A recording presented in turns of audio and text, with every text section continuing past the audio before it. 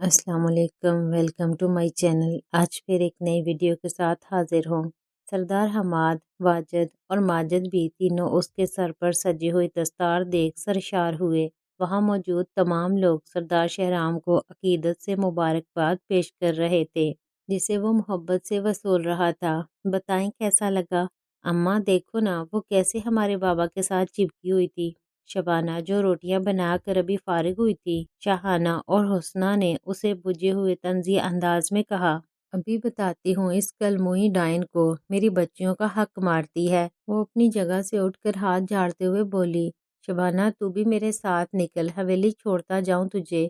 बाहर निकलते हुए साबर हुसैन की आवाज़ सुनकर शबाना दांत पीस कर रह गई और तनबीही नज़रों से उसे घूरने लगी। हम संभाल लेंगे अम्मा, आप जाओ, शहाना ने कहा। तो वो साबर हुसैन के पीछे पीछे बाहर निकल गई।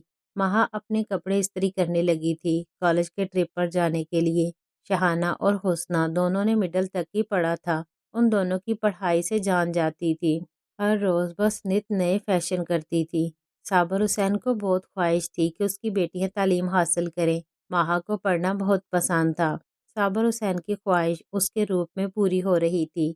इस गांव में सरदार जलालुद्दीन ने स्कूल और एक प्राइवेट कॉलेज बनवा दिया था, जहां इस गांव की बच्चियां तालीम हासिल करती थीं। तूने मेरे बाबा साईं को इसी बाजू से छुआ था ना? शहाना ने गरम इस्त्री उसके बाजू पर लगा दी। माहा की चीखों से सारा घर गूंज उठा। बाजू जलता हुआ महसूस हो रहा था। चंद लम्हों में ही उसके बाजू की जिल्द झुलस कर सुर्ख और नीली हो चुकी थी। आंखों से आंसू बहने लगे। वो भाग कर घर के सहन में लगे हुए हैंड पंप के पास गई और उसके एक हाथ से उसे दबाते हुए पानी निकाल कर बाजू उसके नीचे किए खड़ी रही।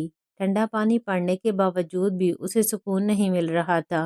वो आंसू पोंछकर अपने कपड़े लिए तब्दील करने चली गई। जाते हुए शिकवा कुनाह निगाह शहाना और हुस्ना पर डालना ना भूली, जो उसे इस्तहाजिया नजरों से देख रही थी। हवेली के मालिक सरदार जलालुद्दीन थे। उनकी शरीकी हयात वफात पा चुकी थी। उनके 3 बेटे थे। सबसे बड़े सरदार हमाद, जिन्होंने सरदार जलाल के सबसे बड़े बेटे होने की हैसियत से अपने वालिद का ओहदा संभाला। उनकी 3 औलादें थीं। सबसे बड़ी दिलनशीन, जो तालीम मुकम्मल किए अभी हवेली में ही अमूर खानादारी सीख रही थी। वो एक कम गो और हसास लड़की थी, सबका ख्याल रखने वाली। फिर सरदार अजलान, जो सर्द मिजाज इंसान था, अपने रवैये से मुकाबल मौजूद शख्सियत की सांसें खुशक कर देता था। वो बचपन में ऐसा सख्त मिजाज नहीं था, बस वक्त के साथ साथ उसकी नेचर में गुस्सा और सर्द महरी पैदा होती गई। आखिर में सरदार अरहाम, जो फिल वक्त MBBS की डिग्री हासिल करने के लिए बैरून मुल्क मुकीम था। जलालुद्दीन के दूसरे बेटे सरदार वाजिद, जिनकी 3 औलादें थीं, सोहा, दुआ और सरदार शहराम। शहराम इंतहाई नरम दिल और खुश अखलाक इंसान वाक़ हुआ था। सबसे हंसी मजाक करना, ये सब खूबियाँ उसकी शख्सियत का खासा थीं और ख़ास तौर पर दिलनशीन से उसकी गाढ़ी चुनती थी। सोहा ने ग्रेजुएशन करने के बाद पढ़ाई को खैराबाद कह दिया था। आजकल हवेली में उसकी शादी के मुतल्लिक बात हो रही थी। दुआ भी शहर से MBBS कर रही थी। सरदार शहराम ने एग्रीकल्चर में डिग्री हासिल किए अब अपने गोट के लिए काम करने का सोचा, क्योंकि उसके वालिदैन और दादा जान की यही ख्वाहिश थी। जलालुद्दीन के सबसे आखिरी बेटे सरदार माजिद ने शादी नहीं की थी। वो काफ़ी अय्याश किस्म के इंसान थे। उनका मानना था कि जब ज़रूरतें वैसे ही पूरी हो जाएं, तो शादी का तो गले में कौन लटकाए। देखा जाए तो इस ओहदे पर सरदार हमाद के बड़े बेटे सरदार अजलान का हक था, लेकिन उसकी जहनी हालत को देखते हुए सरदार जलालुद्दीन ने उस ओहदे के लिए अपने दूसरे बेटे वाजिद की औलाद सरदार शहराम को मुंतखब किया। सब अपनी अपनी ज़िंदगियों में मुतमईन और खुशहाल थे।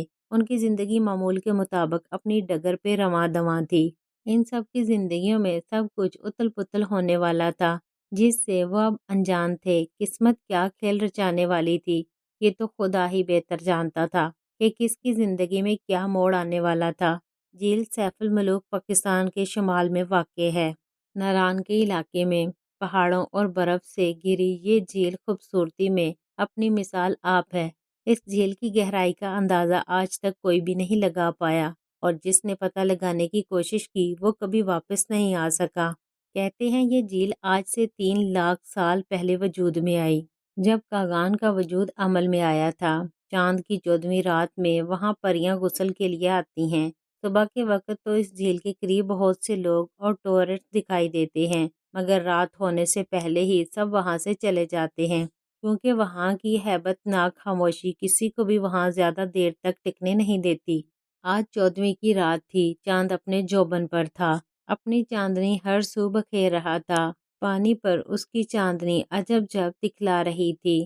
وادی نیلم میں ایک پہاڑ جسے ملکہ پوربت کے نام سے جانا جاتا تھا، وہاں جنوں کا بسیرا تھا۔ یہ ایسی مخلوق ہیں جن کا ذکر قرآن پاک میں بھی آیا ہے۔ ان کا وجود دنیا میں موجود ہے، مگر یہ مخلوق عام انسان کی آنکھ سے نہیں دکھائی دیتے۔ کہتے ہیں کہ یہ انسانوں کو تنگ نہیں کرتے، ان کی اپنی دنیا ہوتی ہے۔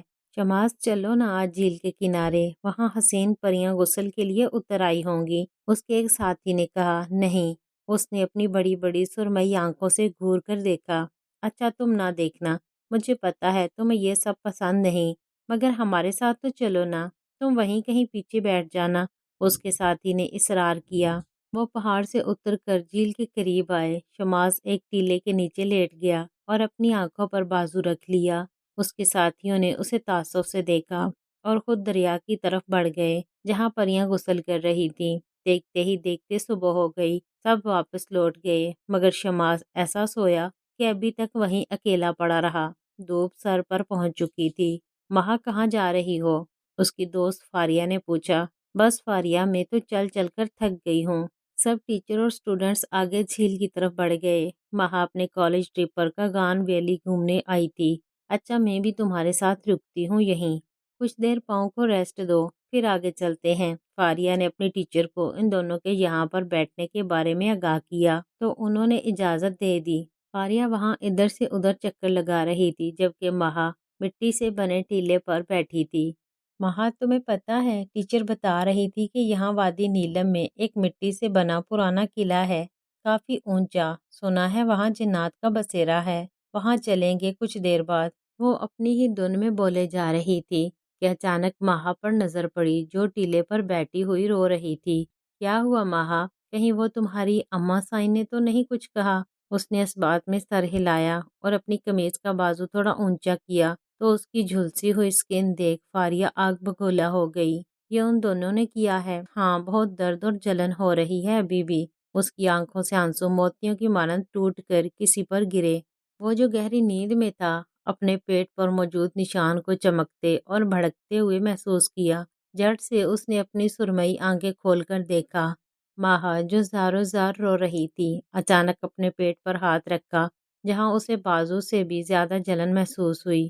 ایسا لگا کہ وہ بھی جل جائے گا۔ اس کا پورا وجود پسینے سے تر ہو گیا۔ وہ فوراً اپنی جگہ سے اٹھی۔ اسے آج تک پتہ نہیں چلا تھا کہ اس کے پیٹ پر یہ نشان کیسا تھا۔ بچپن سے لے کر آج تک کبھی اس نشان پر کچھ محسوس نہیں ہوا تھا، مگر آج ایسا کیا ہوا کہ اسی جگہ سے جسم دھڑ دھڑ جلتا ہوا محسوس ہو رہا تھا۔ وہ فوراً دریائے نیلم کی طرف بھاگی اور وہاں کا ٹھنڈا پانی مٹھی میں بھر کر اپنے پیٹ پر پھینکا، مگر جانے وہ کیسی آگ تھی کہ بجھنے کا نام ہی نہیں لے رہی تھی۔